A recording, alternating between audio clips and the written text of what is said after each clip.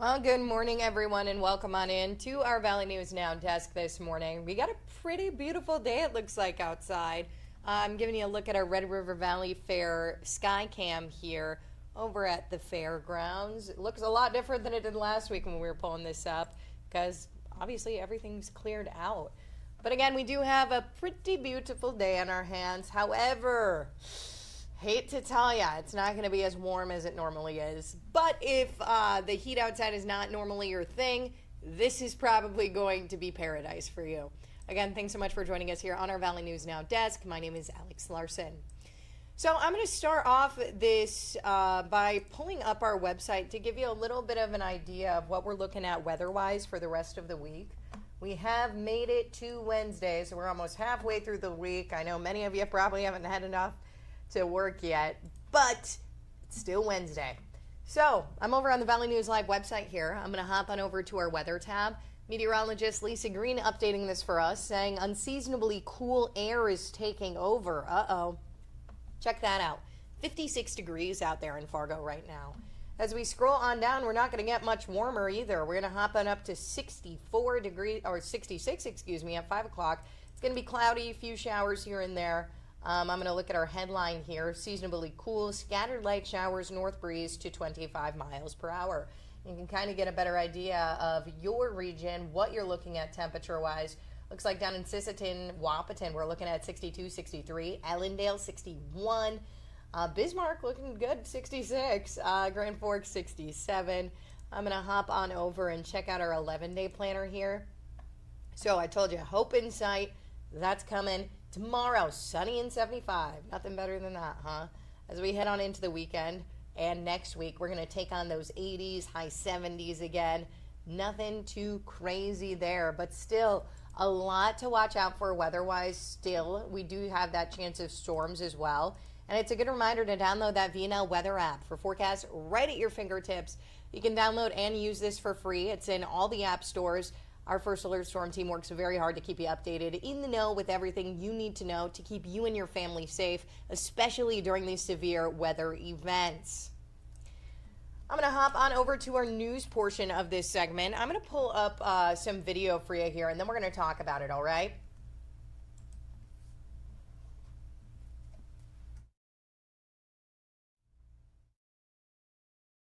Carol? Yeah?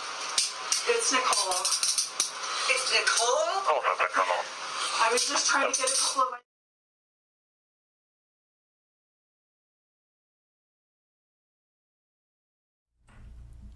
So if you haven't really put together what is going on here, this is from Senator Nicole Mitchell's trial that's going on, just started this week. It's been delayed a few times. Now, what people are wondering right now, was this a burglary or was this a messy family spat? So the big development of the day yesterday was the first day that they were actually talking about this. Big development, though, as you can see there, was the body camera footage from the day of Mitchell's arrest. It was all the way back in April of 2024. We do have that over 30 minutes of footage over on our website, valleynewslive.com. You can check that out there. If you're unfamiliar with this, Minnesota Senator Nicole Mitchell, she's facing charges of felony first-degree burglary and possession of burglary or theft tools for the alleged break-in at her stepmother's home in Detroit Lakes. We're going to continue to follow this trial for you all this week. We've got a team there right now ready to cover this event. So remember, you can find the latest coverage right here on Valley News Live. We'll keep you updated with everything you need to know. And a federal grand jury returning a 6-count indictment charging the man accused of killing Minnesota State Representative Melissa Hortman and her husband, Mark. Yeah, that person also wounded Senator John Hoffman and his wife, Yvette. I'm going to pull him up for you here. This is Vance Belter. He's facing federal murder, stalking, and firearm offenses, along with second-degree state murder and attempted murder charges. Prosecutors say they do intend to elevate this to first degree, which would carry a mandatory life sentence without the possibility of parole. And this is another case that we've been following pretty extensively here, and we're going to continue to do that for you here on Valley News Live. We'll keep you updated with everything you need to know. You can download that VNL News app. You can turn your notifications on so we can get a hold of you right away to let you know everything that's going on with these cases. And the sexual assault trial of a former National Guard member of North Dakota started yesterday in Burleigh County. Prosecutors say Daniel Carpenter sexually assaulted 2 female National Guard members back in June of 2023. They say this happened at the former Ramcotum Hotel in Bismarck. Morgan Fisher, she says she was in the room when the alleged assault of one of those victims occurred. She says the victim was intoxicated. Other victim testified that Carpenter got under her covers and inappropriately touched her without her consent. And charges have been filed against the Bemidji man who was shot by police last week. He exchanged gunfire with them. Police say it happened after Todd Burris pulled a gun on officers at a rest stop. Here's his mugshot here. He's been officially charged with attempted murder, 2 counts for shooting at the deputy and the police officer at that rest stop. So I'm going to pull up some video here for you as well so we can get a better idea of where exactly this was going on at that Frazee rest stop. So newly filed court documents do say when this started, a woman said Burris assaulted her, slashed her tires, and left with a firearm. Authorities found him in Detroit Lakes, and he took off at speeds of 100 miles per hour. He then stopped at the rest stop off Highway 10 in Frazee. After he was shot, Burris was taken to a Fargo hospital. He is expected to be okay. We have his mugshot now where he's officially been charged and booked. He's now facing 2 counts of attempted murder.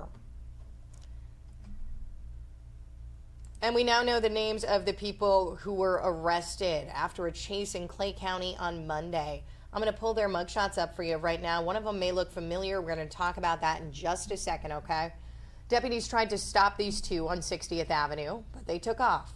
During the chase, they threw out a black bag with a firearm and ammo in it. Alexandria Lang on your left was taken into custody once that vehicle stopped. However, Christopher Ringsrud Noels took off running, broke into a nearby home, and hid in an attic. We gave you that update yesterday of that situation. His name may sound familiar, and if it does, you're not going crazy here. So that's because it was just last month we told you he was arrested along I-29 near Grand Forks. Bomb squad was called in when officers found an explosive device during a search of that vehicle. So he's actually got his next hearing. He's got arraignment for that previous case that happened last month. That next court date, that is going to be Monday, July 21st. He actually just bailed out of jail, too, a few days after that event. That happened on July 11th. I think he bailed out. It was either the 16th or the 19th that he bailed out of the Grand Forks County Jail. And Moorhead police plan to use a new technology to help keep you and your family safe. Fargo and West Fargo are already using it, but they're called flock cameras. If you're unfamiliar with what that is, I'm going to fill you in, okay? They're motion-activated cameras that can capture details of vehicles and help lead to arrests. Data collected in them stays in that system for about 30 days.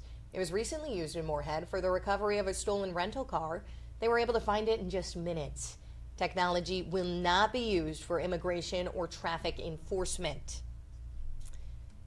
And I want to introduce you to the newest member of the West Fargo Police Department. Here he is. This is K9Q. So he's a 2-year-old German Shepherd from Germany, certified in narcotic detection, suspect apprehension, tracking, and article recovery.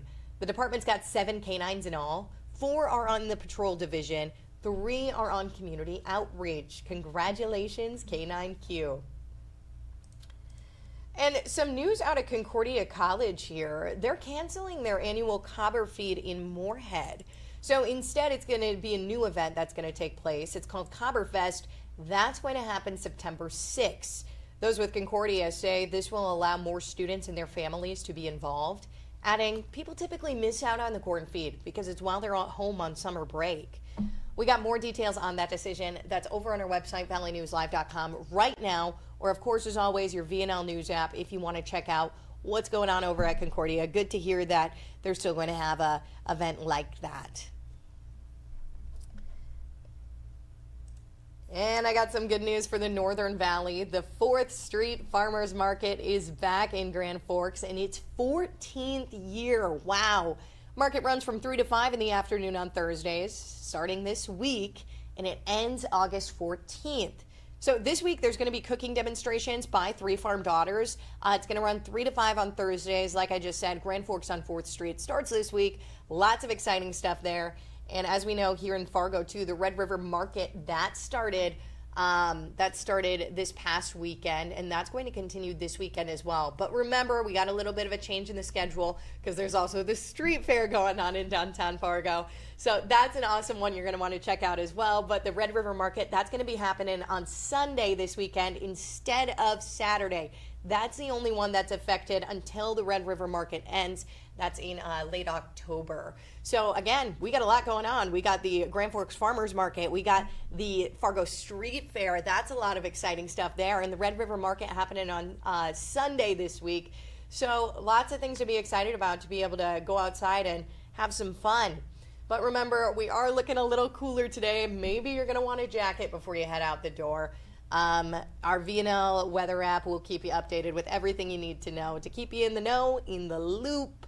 VNL News app as well to keep yourself in the know and loop with everything you need to know on what's going on around your community. That's about all I got for you this morning. I'm going to sign off, and remember, you can catch this around that 7:30 time frame on Facebook, YouTube, streaming over on our website, on our app as well. I will see you right back here tomorrow. My name is Alex Larson.